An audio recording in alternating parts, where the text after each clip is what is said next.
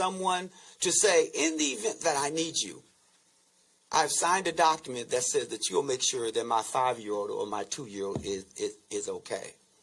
And so we've been helping families with those. Again, we call it a DOPA, but it's a delegation of parental authority.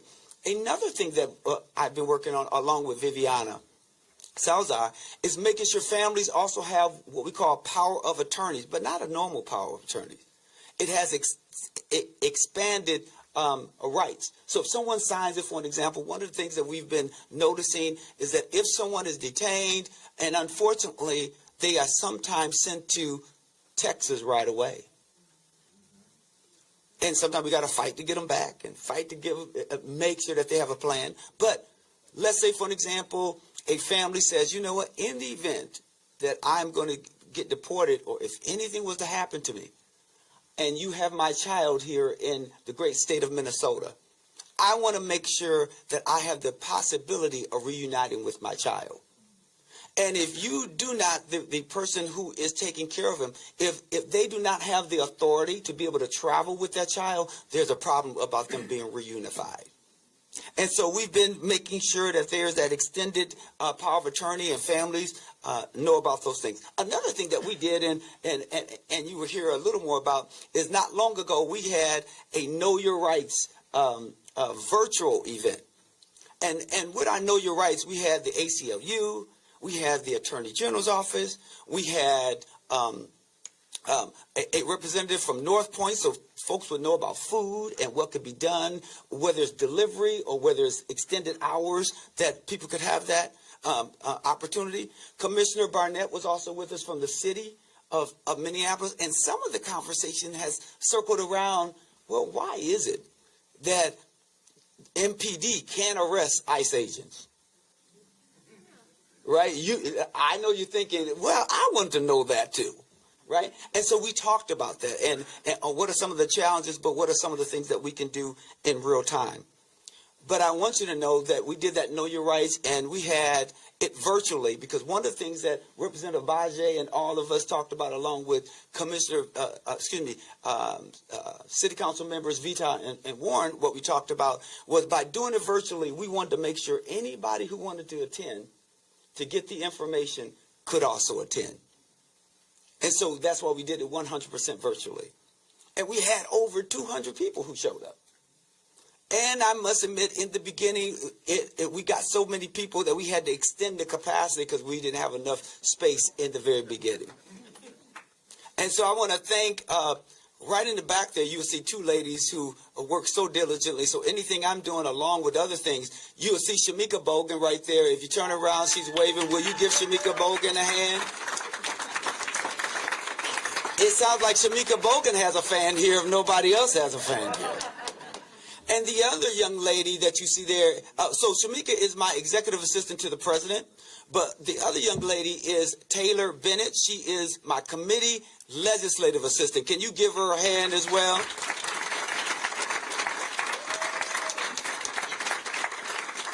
So that's going to lead me to here. In anticipation of the upcoming legislative session, people have said, well, what are you going to do? We know what you're doing on the streets. We know that you're working hard with our friends and neighbors. What are some of the things that you're going to do possibly when the next legislative session starts? So I want to start with the first thing. We've been hearing from a number of businesses that have been affected by all these ICE raids in the presence of ICE. So there are people who are not going to work because they're afraid, as well as there are individuals who are U.S. citizens who won't go to restaurants and won't come out the house also. So businesses are suffering. And so there's been a lot of discussion about, is there anything that we can do to provide some support to businesses? That is something that we'll think about and try to figure out whether that is possible, because as you know, we got to think about and look at whether we have the wherewithal, money that is. So whenever I say wherewithal, somebody say money, okay, in order to make it happen, right? Because we know the other pressures that we're also receiving from the federal government, where they're stopping payment and stopping certain programs. So we have to think about all those things in real time. But as the president of the Senate, but I'm also chair of Jobs and Economic Development, that is something that we are going to talk about. And let me also say this. One of the other things that we're working on is I'm looking along with Representative Long and Senator Fateh, introduction of policy that would allow us personally to sue the federal government for violating our constitutional rights, whether our First Amendment right, whether it's our Fourth Amendment right, whatever it is. We're also exploring making it unlawful for law enforcement or ICE in particular to not wear masks. We want to make sure that they're not able to wear masks. And we know that even though we've been dealing a lot with ICE and those sort of things, we still have to look back and make sure that we are responsive to those families who have died by way of gun violence. And we want to ban assault weapons as well as ban high-capacity weapons. So I'm going to quickly end because Shamika's giving me this sign right here because that usually means hurry up. So if you have any other ideas, please let us know. I'm certainly sure that you can let Representative Abaze know as well. We have to work to do a couple things. One is we have to work to maintain and elect a House and Senate majority to protect and advance our gains. We do not want to go backwards. And so we want to make sure, even though it feels uncomfortable to talk about caucuses, we still have to think about having a long-term strategy, because we can't let the same people represent us in Congress. We got to get some people in Congress that's going to do some work. And from my vantage point, we also must elect a Democratic valued governor. We want to make sure that we got someone in the governor's mansion who's going to support us. And I mentioned this. We know that there's some congressional and other constitutional seats that are up. I just want you to know that it's important for us to think about our future. So even though we're in the present and we have to deal with the challenges of the day, but we also have to deal with the future. And how do we make sure we chart a course? And how do we make sure that we create a pathway towards victory? So thank you so very much. Thank you for having me. I got to run, and it's not because I'm bored by the conversation, but it's because I have to go someplace else. So give yourselves a hand for being here. And now we're going to Commissioner Irene Fernando. So thank you so very much. Thank you, Commissioner. Give it up for President Champion, everybody. And round of applause for Congresswoman Omar's staff who's here. Hi, everyone. I'm Hennepin County Commissioner Irene Fernando, but you can call me Commish. I use she, her pronouns. I'm a very proud Northsider, and I'm a very, very proud child of immigrants. I first want to say what's happening right now in Minnesota and across the country. We have reports in Maine. We have reports in Utah. It is inhumane, unlawful, and unconstitutional from my perspective. It is unprecedented that we are in this moment, but unfortunately, some of the behavior we're seeing is predictable. There is a playbook that is concentrating power far, far away from the people, and only through our democratic systems, through the First Amendment of protest and assembly and voice that everyone has been contributing to, will we be able to make it to the other side of this. And so I want to honor Renee Good and Alex Preddy's humanity and express that many leaders, many of your leaders, we are seeking to strategize how we can ensure that we are protecting every single person's constitutional rights and that we are pushing back on this encroachment on our civil liberties. So want to express that. Raise your hand if you're familiar with the differences between county, state, and city. Okay, awesome, love that. So I am privileged to represent District 2. There are 7 county commissioners on the 7-person county board. I'm the youngest woman to ever serve on the county board. I'm the first Filipino American in the state of Minnesota, and I'm our first board chair of color in 174-year history. And I see the actual person of the hour has arrived, so I will keep it very, very direct. County is primarily here for services.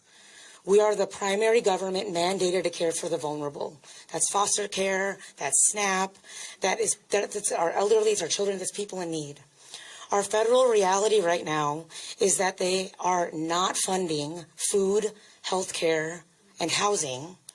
And it seems as though they have reprioritized kidnapping, violence, and family separation. And so from a Hennepin County perspective, our primary legislative priority is to ensure that we are identifying a reliable non-property tax revenue source to stabilize our healthcare system, to continue the public health that the federal government has concluded, and then to further prioritize public health priorities such as domestic violence and gun violence. Our top priority is for the health and well-being, ensuring that we have the funds to continue the last 5-10 years of really strong work. Hennepin has brought down homelessness. Hennepin has ended functional homelessness for veterans. We were able to stabilize economically during the pandemic, and we have sought to expand the mental health resources, both in public safety response as well as with our young people. So we will need everyone's voices coming together to fight for our shared humanity without apology. And that is the commitment that I will make to you. That I know that's a commitment of every single elected official who's up here. And without further ado, may I bring up on the stage our very own CD5 Congresswoman, Ilhan Omar.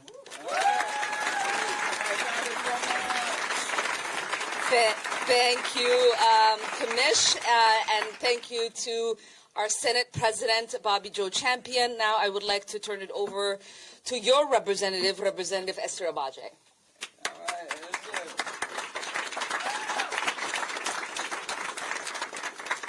Oh, well, thank you, everyone, and thank you again, Congresswoman Omar. We really appreciate the invitation and all the work that you're doing for us in Washington.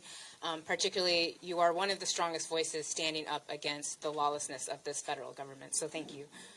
My name is Esther Agbaje. I represent House District 59B in the Minnesota House of Representatives, which is where you are right now, so welcome. Again, as Senator Champion and the Commissioner said, I do just want to say thank you to all those who are out there on the front lines, putting your body on the line for our constitutional rights. Thank you so much for the work that you're doing. And then for those of you who are doing the mutual aid, the fundraising, the dropping kids off at school, picking them up, helping your neighbors get to and from doctor's appointments, all of that is seen and necessary, and we thank you so much for the work that you're doing. I was asked to talk today mostly about kind of things that we're working on in this time period. So in Minnesota, the legislature isn't in yet. We go back in about 2.5 weeks, but we have still been working really hard with our executive partners in the governor's office to make sure that we are trying to protect people in Minnesota. So we're engaged with them all the time. Some of the things that we're talking about that we either want to bring forward as legislation or that we want to see if we can get done before the legislature opens again is really focused on ensuring that we're protecting the rights of Minnesotans, which is why our Attorney General has filed multiple lawsuits against this federal government to show that they cannot do this overreach that they're doing, that they cannot trample on our First Amendment rights and our Fourth Amendment rights and our Second Amendment rights. And he's been doing a wonderful job in that space, and I know that there's been some back and forth with which temporary restraining order is going up now, where's the appeal, where's that, but we know that that office is on top of it to make sure that we will win in the end.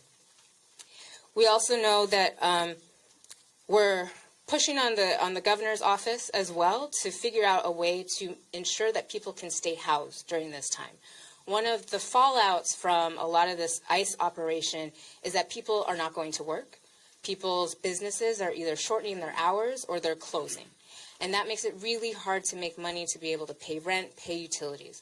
A lot of that is getting covered kind of one-on-one through mutual aid, but we know that we need to have a larger network to kind of meet that need. So there's a lot of discussion about whether that takes the form of an eviction moratorium, whether that takes the form of extending our eviction notice. Right now we have a 14-day eviction notice in the state of Minnesota. We want to make that a 30-day notice. And also looking at other tools to try to ramp up where we can, pushing rental assistance out more. So those are the types of conversations that we've been having. And of course, we're also having conversations to make sure that ISIS stays out of our hospitals and out of our schools, because those are places where we know that they should not be, and they should not be terrorizing our community there.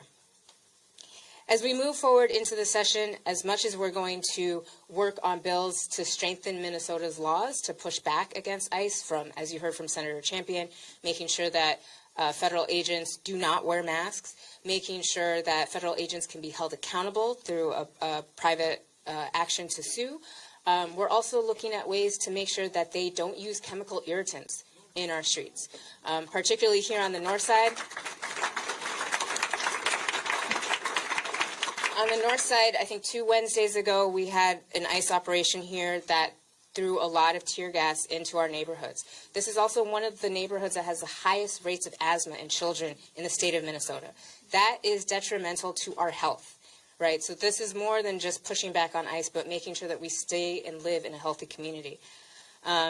And similarly, we're also looking to make sure that there's more investigative authority in our county systems rather than trying to centralize everything, particularly if we want to be sure that we can get that evidence that we need to prosecute ICE agents. So those are some of the things that we hope to see. Outside of the ICE space, we're working to continue to strengthen many of the laws that we passed in the past couple of years. So things from making sure the African American Family Preservation Act still stands, making sure, yes. That helps keep families together. Making sure that the tenants' rights laws that we've passed still stay and are still followed by our court system. And then ensuring that workers' rights are protected. We started a nursing home workforce standards board. We want to try to expand that and also solidify that. So those are some of the things you'll see on. And then 2 things that are really important to me. Making sure that housing actually, particularly single-family homes, stays for people and not corporations.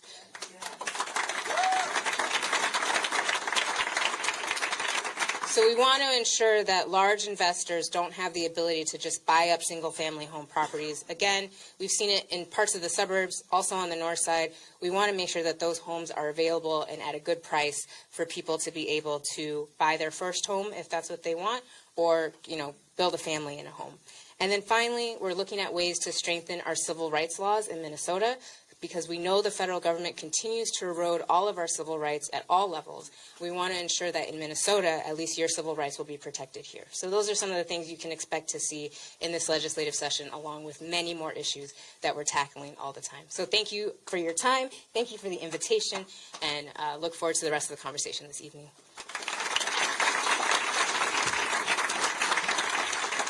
Thank you, Representative Abaje. And we will wrap up with the City Council members for North Minneapolis, Latricia Fita and Pearl Warren.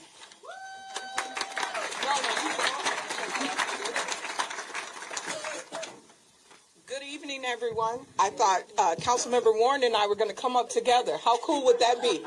She just started a month ago, so she probably, needs some help. Thank you all so much.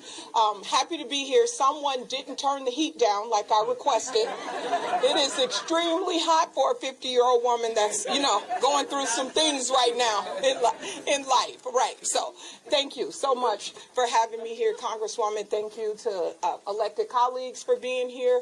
I think we've all spent a lot of time together in this last month trying to come up with the most resources we've been able to.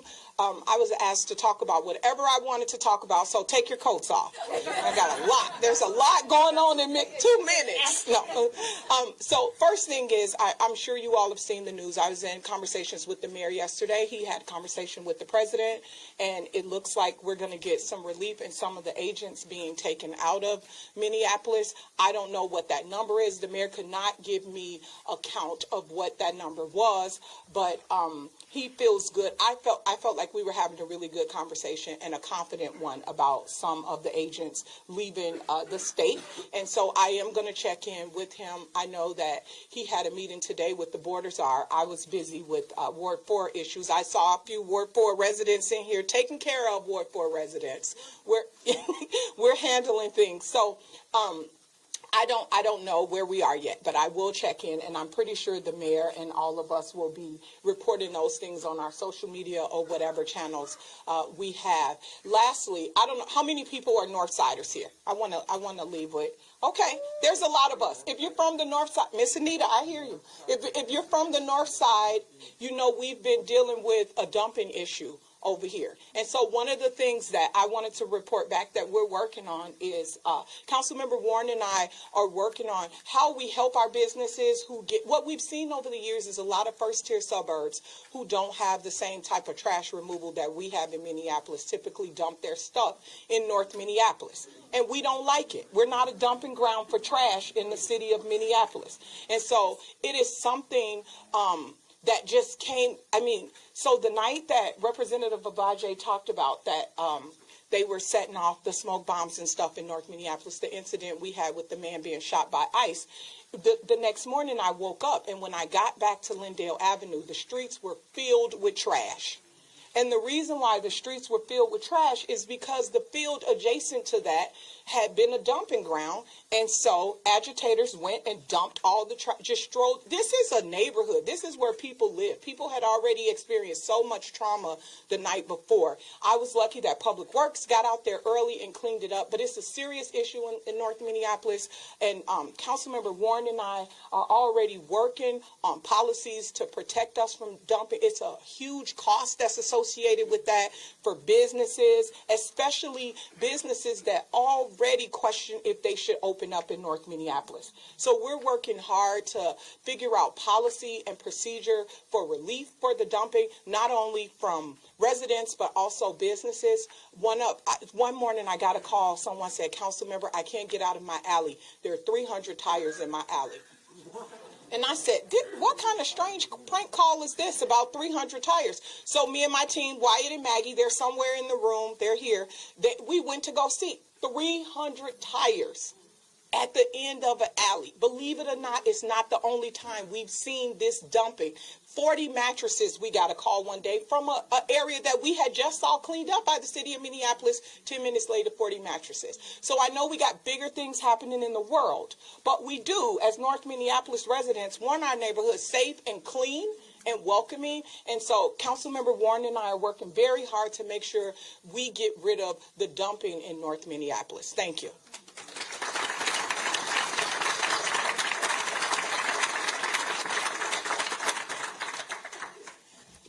How you beautiful people doing? Make some noise for yourselves. Thank you to my partnered elected officials. It warms my heart to be here as a newly elected official and be in the presence of community. As your new representative and council member for Ward 5, I am taking this time to focus primarily on constituent services. That is a lot of what I heard from a lot of the residents. So as Councilmember Vita plainly stated to you, the servitude within the community is my primary priority right at this time. Establishing, building, and restoring those relationships and faith within your representative for the 5th Ward here. I know we have a few of our Ward 5 residents here, North Minneapolis residents, but servitude is very important to me.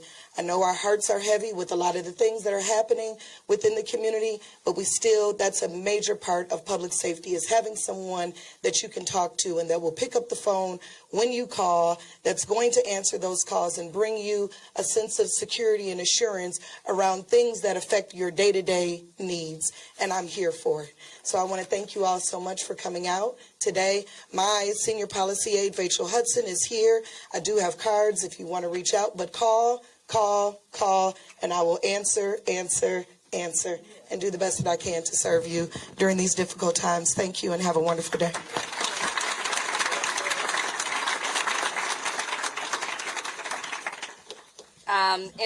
In the 5th, we oftentimes talk about how important it is for us to go govern together, and I am really delighted for the showing from local electeds who represent the constituents that we get to represent on a federal level. I want to start by recognizing the fact that on January 24th, ICE agents murdered another member of our community. Alex Jeremy Preddy was an ICU nurse at the Minneapolis VA. He was an avid outdoorsman, a U.S. citizen. He was an incredibly compassionate person who cared for others countlessly. This is what he appeared to be doing just before being murdered, protecting another observer that was being attacked by ICE agents. Alex's murder by federal agents was not accidental or isolated. We witnessed this during the murder of Renee Good by federal agents. ICE's reckless and lawless actions have taken a mother from 3 children, a partner from a wife, and inflicted unfathomable pain on our community. Similar to Alex and Renee, they were exercising their First Amendment right, an act that this administration has deemed a capital offense. Renee Good should be alive. Alex Preddy should still be alive. Please, let's take a moment of silence for Alex and Renee.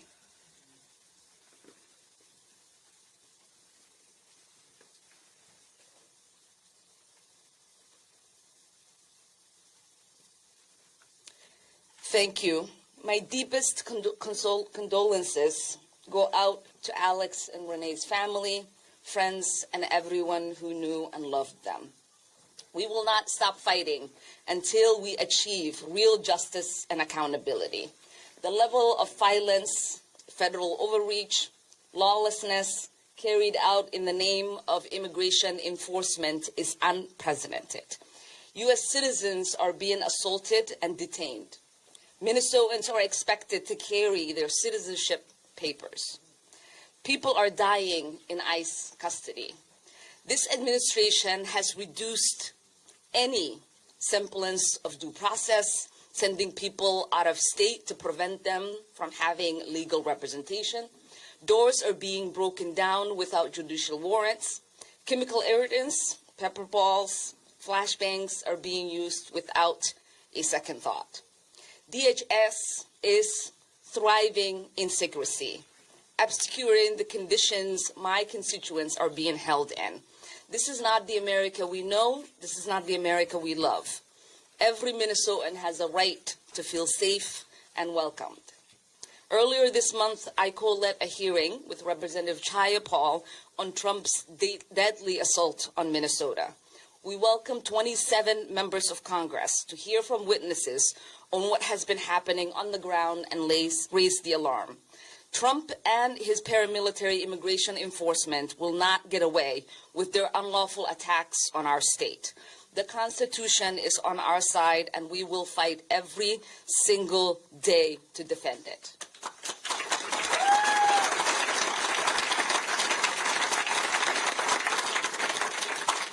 As it's been said, real justice and accountability starts with full, transparent investigation and legal action against ICE, followed by the abolishment of the agency. ICE cannot be reformed. It cannot be rehabilitated. We must abolish ICE for good.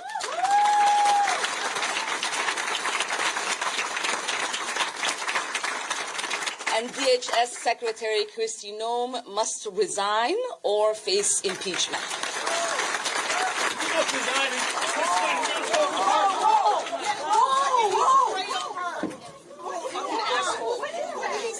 I don't know. Oh my God!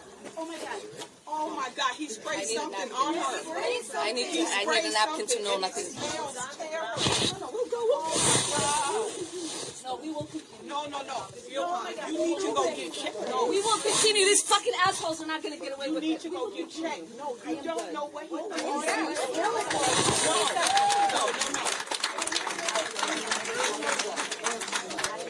That's whatever it is smells so bad. She needs to go get checked. I don't know That's what that that's was. what they want. Please don't let them have It's it. not about him, Ilhan.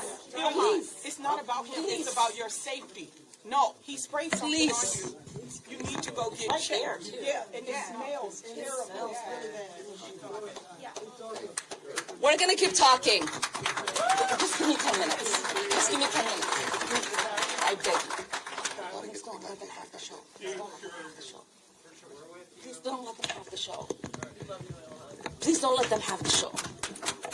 Here is the reality that people like this ugly man don't understand.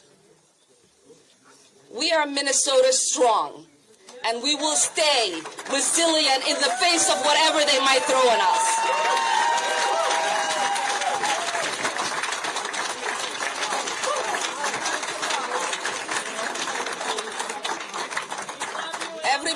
everybody settle down.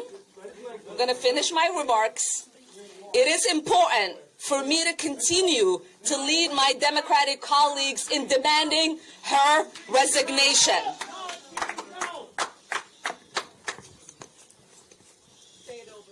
And like I said, if she does not resign, we are going to introduce articles of impeachment.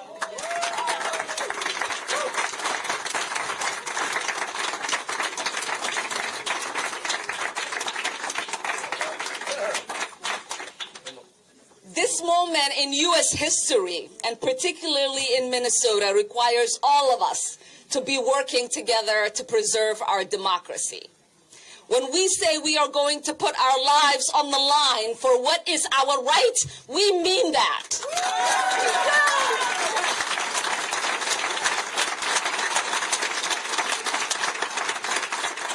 Last week, my Republican colleagues put forth a Homeland Security funding bill that includes $28 billion for ICE and Border Patrol. I refuse to greenlit funding for a rogue agency that ICE escalates violence, operates above the law, and opposes our most basic freedoms. I've already stated tonight, ICE is shooting people in broad daylight, beating up teenagers, spraying tear gas on peaceful protesters, ripping people out of their cars and homes without warrant, racially profiling people based on their accent, taking kids from schools and abducting people, shipping them far away detention camps with brutal conditions and no due process.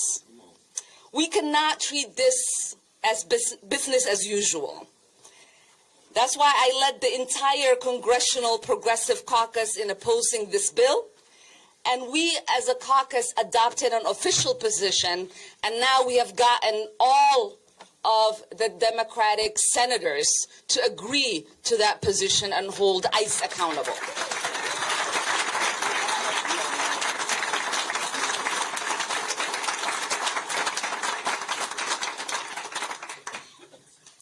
But this president's lawlessness does not stop with ICE and border enforcement.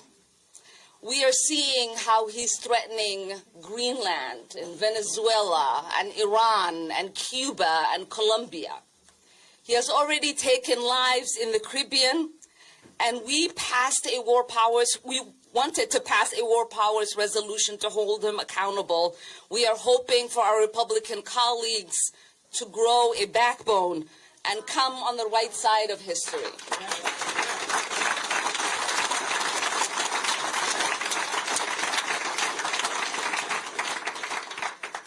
The last DC update I will mention before I take questions from you is that the House took up legislation from Minnesota member Representative Stauber that would open up hundreds of thousands of acres in our beautiful boundary waters to mining development. The boundary waters is the most visited wilderness in the U.S. It features peaceful, remote areas, one of the world's largest dark sky sanctuaries, and it is home to unique ecosystems, including several endangered species. And my beautiful children go hiking there and canoeing, and so it is personal to me to preserve it, not just as Minnesotan, but as a mom.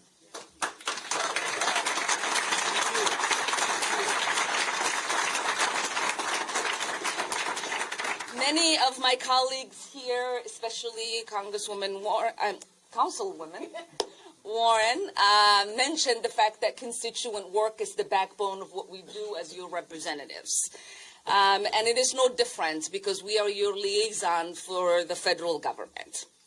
Our staff can please raise their hand if they are in the room. These people work for you.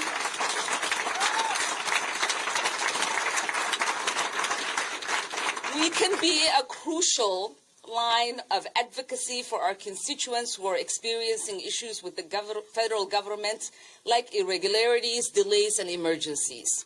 Although it is a difficult environment we are working in right now, our duty remains the same. My district office phone line is monitored from 9 a.m. to 9 p.m. daily. Congressional casework involving ICE is unique and narrow, but we can help with locating an individual detained by ICE if they are not appearing in a detainee located system within 48 hours. Inquiring on urgent medical issues to ensure an individual is receiving appropriate medical treatment. Ensuring an individual's attorney or loved ones are able to communicate with them. And importantly, our office cannot provide legal advice or assistance. If you are unsure whether we can help with a specific issue, please contact my office at 612-333-1272. I'll repeat that again, 612-333-1272. And we will review whatever detail you want us to review. So far, we have worked on 800 cases with issues like Social Security, immigration, taxes, healthcare, and more. Our team has returned more than $4.8 million to our constituents, businesses, and organizations in the district. Like I said, we might not be able to solve every problem, but we will definitely make sure we do everything that we can to try. Lastly, I want to congratulate a winner of something fun that we do in Congress, which is last year's Congressional App Challenge in the 5th. The App Challenge is intended to engage students in grades 6 through 12 to create innovative apps that address real-life issues in our community. I am pleased to announce that my office selected. It's a hard name. Okay. People say I have a hard name, but oh my goodness. Okay. Vet Bastodkar and his app, Brett Head, as the winner of the 2025 competition. Vet's app is youth-centered personal finance app built to challenge the culture of instant gratification through reflection and accountability. Fed is a sophomore at the Blake School in Minneapolis. He is fascinated by math, economics, participates in DECA, Model United Nations, and is a captain of his fencing team. Please help me in congratulating Fed.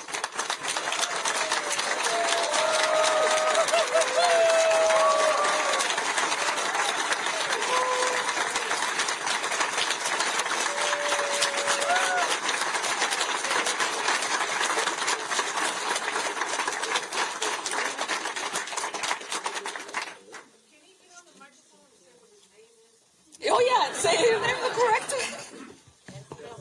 Yeah, my name is Ved Bastodkar, V-E-D-B-A-S-T-O-D-K-A-R. You made it sound a lot easier. I mean, I say it every day, right? Thank you. Thank you, Ted. Is this his? Yeah. All right, with that, we'll take questions. First of all, thank you for staying after that incident.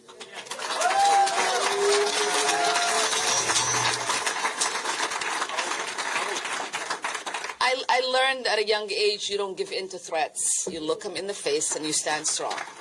They pick the wrong person every day. Where's your mic? Right here. I do not know the level of Congress. Oh, okay, sorry.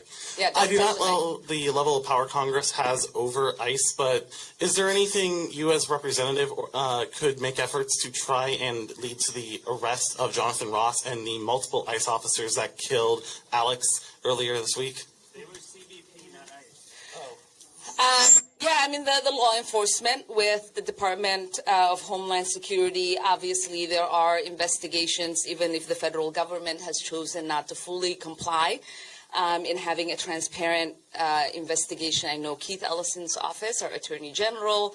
I know that our district attorney, Mary Moriarty, others have already started the investigations. And, you know, as Keith reminds us every single day, murder it's not something that has a statute of limitation. And so regardless of what these people think, we're going to make sure that they are held accountable in every way that we can.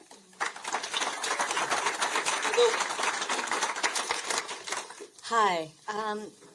There's so many ways to help, and one of the things I was thinking of is we have our own MPD that is stretched so thin. Is there anything that we can do to help them? I mean, could we bring in snacks to the office? You know, just anything that might help them feel better or appreciated. And along those lines, we also have the National Guard now coming in. And so we could apply that to them as well.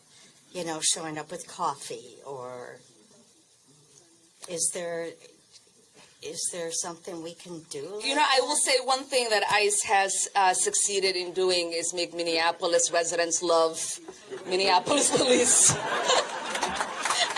and have, I mean, I say that with the utmost respect. You know, that's only thing that they've succeeded in doing.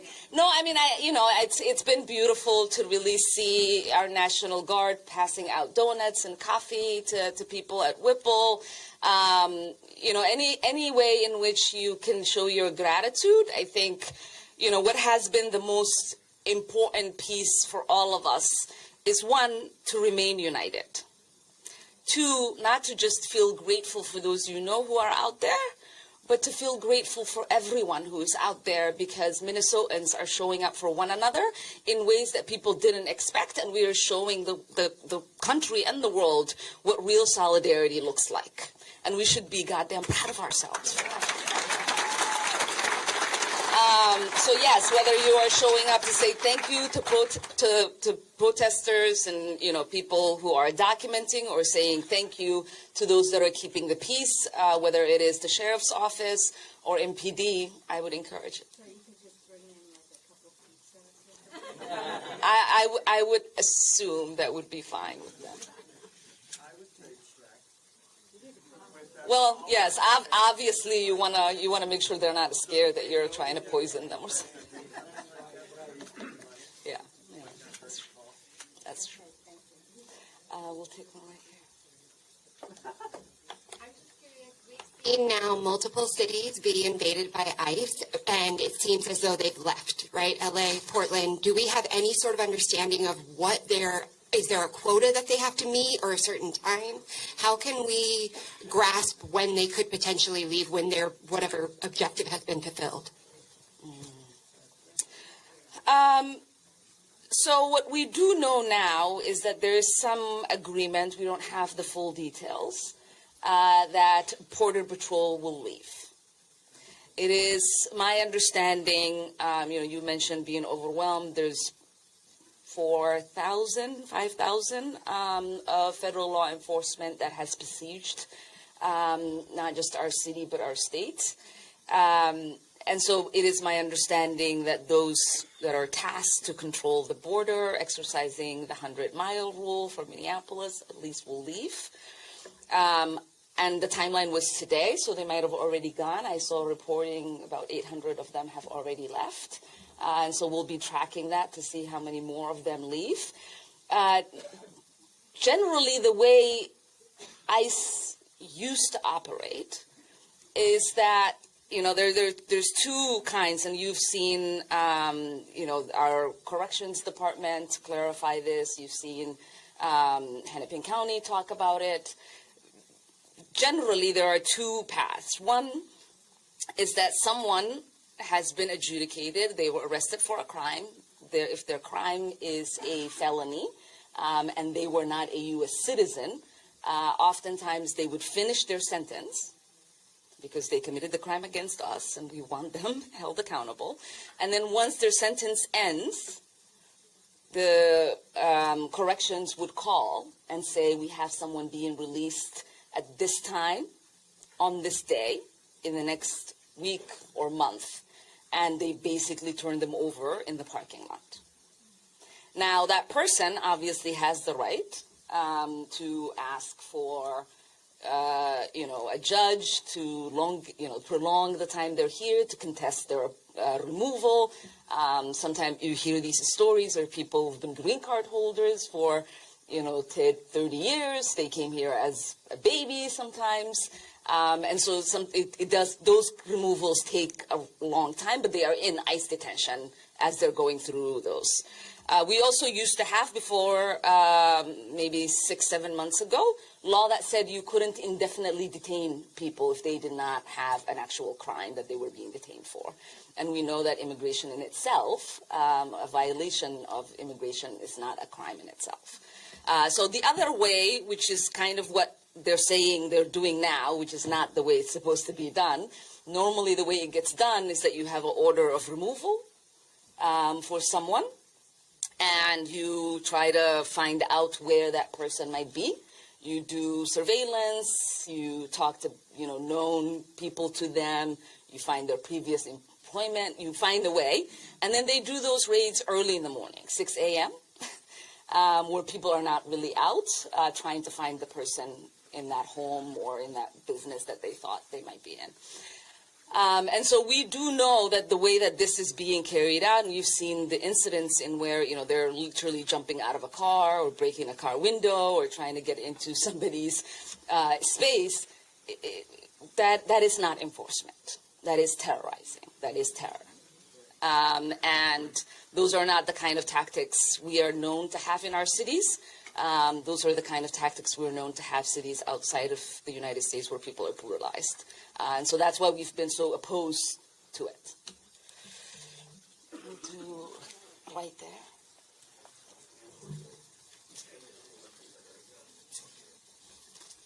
Hi, I just wanted to first say thank you so much for all you're doing for us. I'm just so proud that you're our representative, so thank you.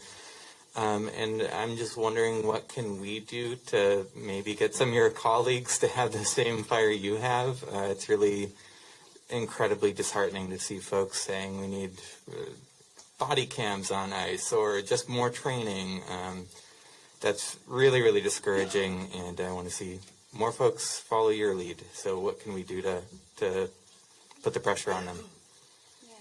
I think we're seeing that. I mean, certainly for my Democratic colleagues here that represent you all, collectively have felt like the way that we are being terrorized and the fact that there aren't guardrails for there to be justice and accountability reminds them of the fact that many of us have been saying this since ICE was created. When it was with DOJ, there was more accountability. This version of it that we've now had to live with for a little over 20 years is not a version that allows for respect for our constitutional rights. And so I think they're doing it to themselves. They're showing these lawmakers the mistake that they made in voting for their existence, in voting to give them money, because what they are doing is just so blatantly lawless. So just keep sharing. Oh, okay. I didn't know if you were protesting. I didn't know if you were saying, don't call on her.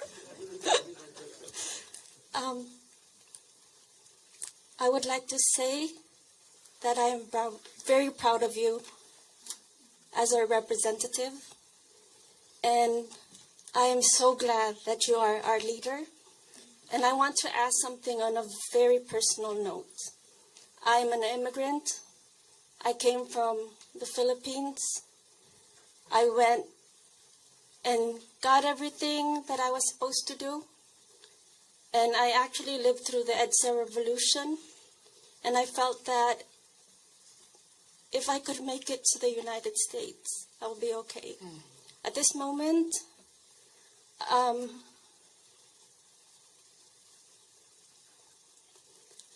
we didn't know how it was going to turn out, but we made a pledge, the Filipinos, that we would be there for each other. And I have seen you Minnesotans do the very same thing. And I'm very proud of you, and it is my honor to be with you. I'm asking on a very personal note. Some people, specifically me, some people did not go to their SNAP renewal. Some people didn't renew their medical because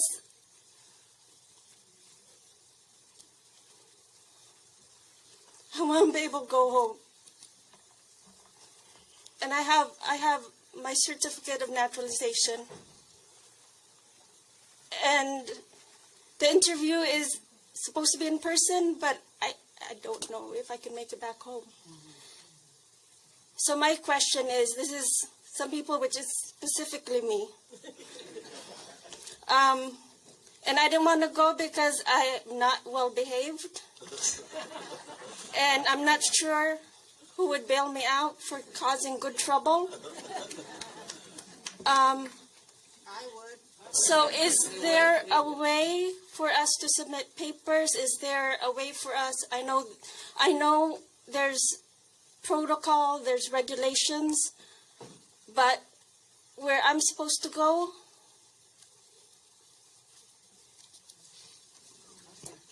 they're staging. Yeah. And I can't outrun them. So I don't know. So if there's a way for us to do interviews, not in person. So I'm just asking. So I would like to have SNAP benefits. I would like to have medical. Yeah, I hear you. So that's my question. And I just want to ask, it's not just me. There's several of us. And you live. Am Am I your representative? Yes, you Okay, are. all right. Then I know where you live. Okay. They're just wondering if you're in a different area than. So, you know what? I have been in the United States a month short of 30. That is 90% of the amount of time that I've been alive. So I know people talk about me in Somalia. I don't know any home the way I know this home. And so I do feel a strong sentiment towards immigrants that find home in the United States. And I know that even though I'm a congresswoman, you know, even though I'm a citizen, like I carry my passport with me because I don't want to not be able to provide. And I know that in some cases that hasn't been enough. But to answer your question, is that there are mobile vehicles that you can schedule where they will come and do the interview in a place where you're comfortable to be able to take those interviews. And so check in with your caseworker and let them know how vulnerable you feel. I will also say, you know, again, Minnesotans were just amazing. There's so many mutual aid opportunities where people might be able to help you out in other ways as well. You know, people talk a lot about illegal immigration and criminals. But what this enforcement has truly done is frighten actual citizens and documented neighbors. The children that are afraid to go to schools, the mothers and fathers that are afraid to drop them off, you know, the elderly shop owners at Caramel Mall, they're all citizens. But they don't want the trauma of seeing men with heavy machine guns because that is who they escaped to come to the United States. They don't want to go through a checkpoint because that is what they escaped to come to the United States. They don't want a gun drawn on them asking for their identification because that's what they escaped to come to the United States. And so for me, that has been the hardest part to communicate to people because they just don't understand. how terrifying it is, one, for just the average person who has never seen this level of weaponization. But it is also severely debilitating and triggering for people who have had machine guns drawn at them at a young age and who thought their only salvation was to find a country like ours, where they never have to worry about that because there's a constitution, it's known for its liberty and freedoms. And so it's truly heartbreaking, this moment we find ourselves in. But if we know anything about U.S. history, is that everything is temporary. And we will find our way out of this. So thank you all.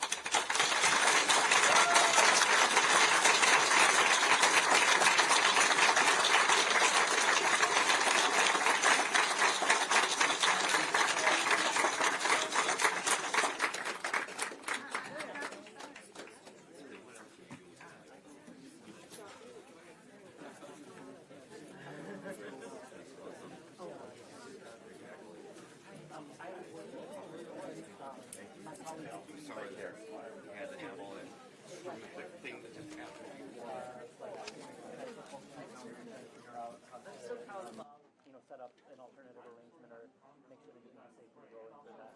Well, the thing also for me is it's really overwhelming. So just like filling out the form itself, and then filling out the form, making sure